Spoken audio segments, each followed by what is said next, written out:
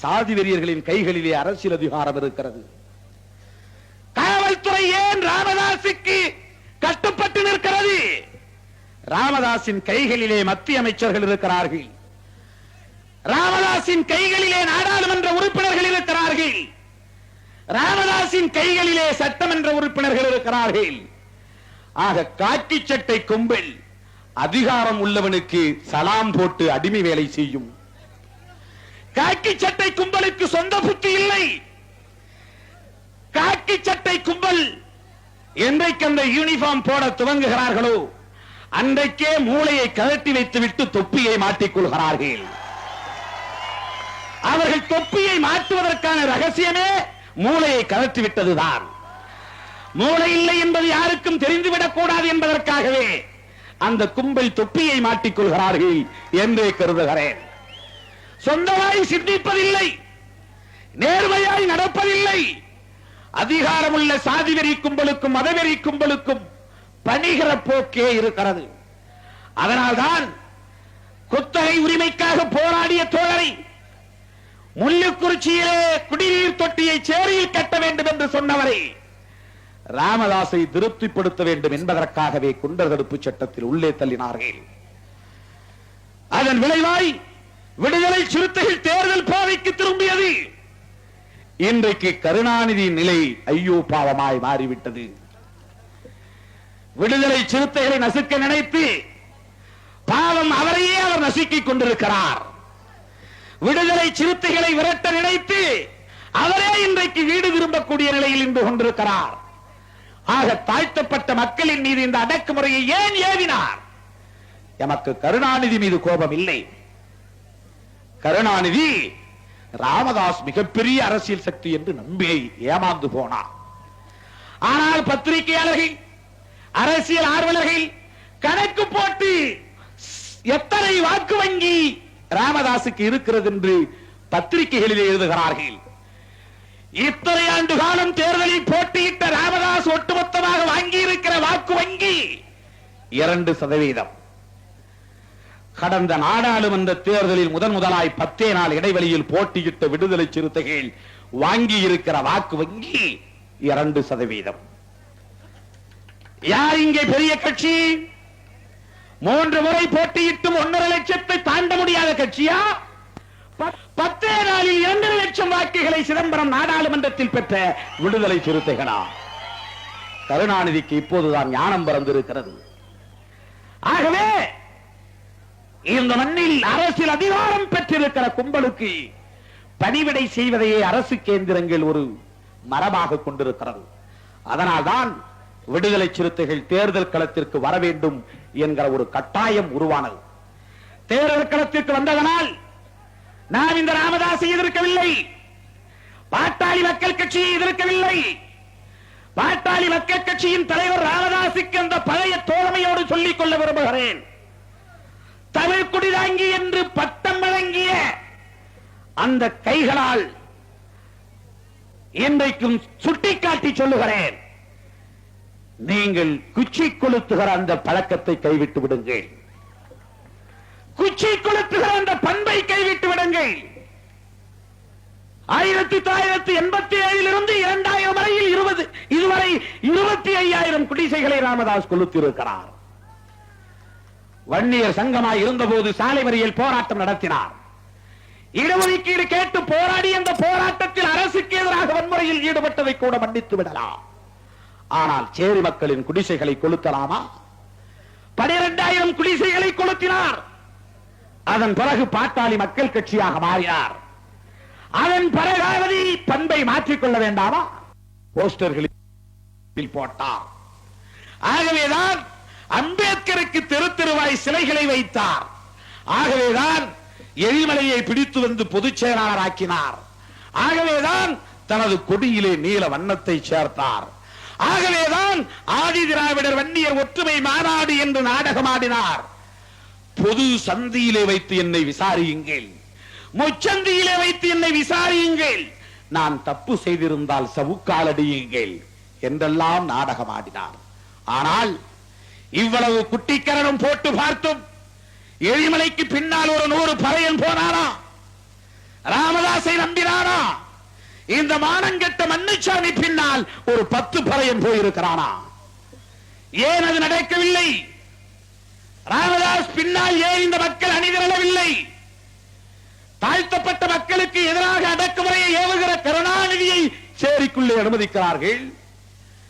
கொடியன்குளம் சம்பவத்தை நடத்திய ஜெயலலிதாவை கூட மன்னித்து சேரிக்குள்ளே அனுமதிக்கிறார்கள்.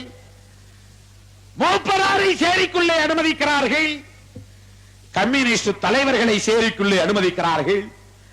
ஏன் ராமதாசை சேரிக்குள்ளே நுழைய விடாமல் தடுக்கிறார்கள்? எதனால் இது நகர்கிறது? ராமதாஸ் எண்ணி பார்க்க வேண்டாமா? ராமதாஸ் சிந்தித்து பார்க்க வேண்டாமா?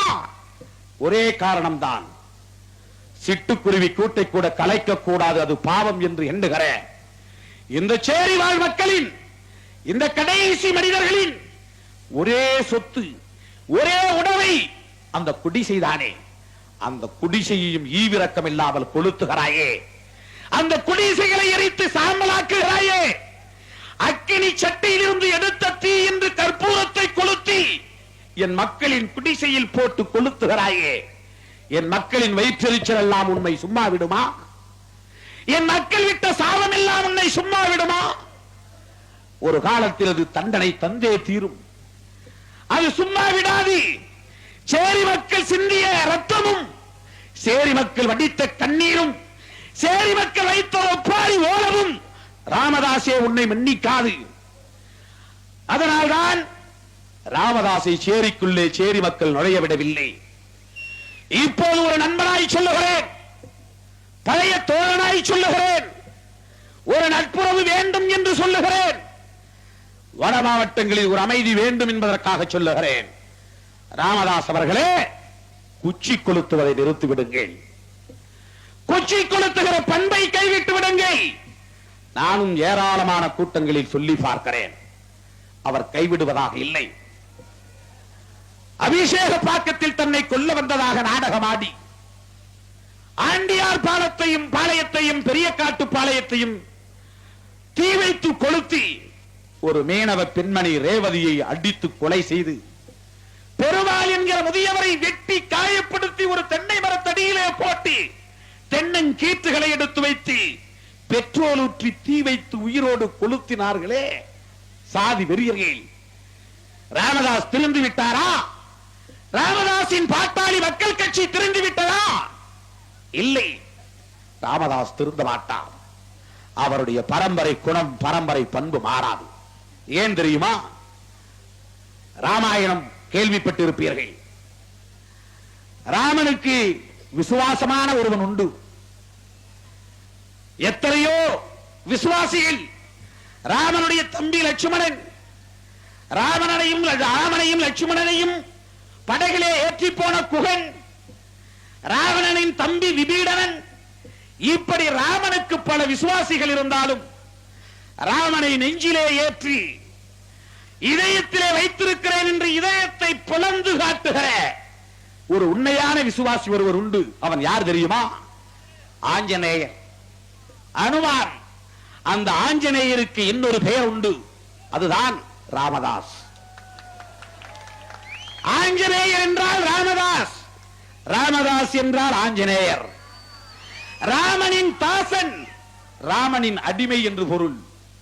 பாரதிதாசன், பாரதியை பின்பற்றுகிறவன் என்று கனக சுப்புரத்தினம் பாரதிதாசன் என்று பெயர் வைத்துக் கொண்டது போல, ஜீசஸ் மீது நம்பிக்கை வைத்திருக்கிற மக்கள் ஜேசுதாஸ் என்று பெயர் வைத்துக் கொள்வது போல, தாஸ் என்று முடிவதெல்லாம் அந்த அடிமை யாரை மீது விசுவாசம் காட்டுகிறோமோ அந்த தலைவனுக்கு விசுவாசி அடிமை என்று பொருள். அதுபோல் ராமனின் விசுவாசி, ராமனின் அடிமை ஆஞ்சநேயருக்கு இன்னொரு பெயர் தான் ராமதாஸ். அந்த ராமதாஸ் என்ன செய்தார் தெரியுமா? அந்த ஆஞ்சநேயர், ராமாயணத்திலே வருகிற ஆஞ்சநேயர், சீதையை ராவணன் கடத்தி கொண்டு போய் அசோகவனத்திலே வைத்திருக்கிறான். உலகமெல்லாம் தேடுகிறார்கள், சீதை இருக்கும் இடம் தெரியவில்லை. கடைசியில் சீதை அசோகவனத்தில் இருக்கிறாள். சேரி மக்களின் முன்னோர் முப்பாட்டனரான திருமாவளவனின் முப்பாட்டனரான ராவணன் இருக்கிறானே, ராவணன் நமது சொந்தக்காரன். ராமன் ஆரியன், ராமன் ஆரியன் பார்ப்பனன், ராவணன் தமிழன். ராவணன் தமிழன் என்பது மட்டுமல்ல, அவன் ஒரு சேரிக்காரன். ஏன் தெரியுமா? அவன் ஆண்ட காரணத்தினாலேயே இலங்கையை லங்காச்சேரி என்று அழைப்பார்கள். ராவணன் ஆண்டதனாலேயே இலங்கையை சேரி என்று அழைத்தார்கள். ஆக ராமனின் அடிமையாக இருந்த, ராமனின் விசுவாசியாக இருந்த அந்த ராமதாஸ், அந்த ஆஞ்சநேயர் இந்து பெருங்கடலை தாண்டி தாவி குதித்து போனார். வாளிலே என்ன எடுத்து போனார் தெரியுமா? தீப்பந்தத்தை கட்டிக்கொண்டு போனார். வாளிலே தீப்பந்தத்தை கட்டிக்கொண்டு போய் இலங்கை முழுக்க தாவி தாவி குதித்து அசோகவனத்தை எல்லாம் எரித்து சாம்பலாக்கினார். அதே பண்பு இந்த ராமதாசுக்கு மாறவில்லை. அதனால்தான் சேரியை கொளுத்துகிறார். அந்த ராமதாஸ் லங்காச்சேரியை கொளுத்தினான். இந்த ராமதாஸ் எங்கள் சேரியை கொளுத்துகிறார். ராமதாசின் பண்பு மாறாதா?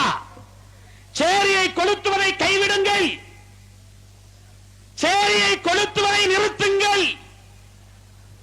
இனி நாங்கள் புரட்சியாளர் அம்பேத்கர் சொன்னபடி அகிம்சையை கடைபிடிக்க விரும்புகிறோம்.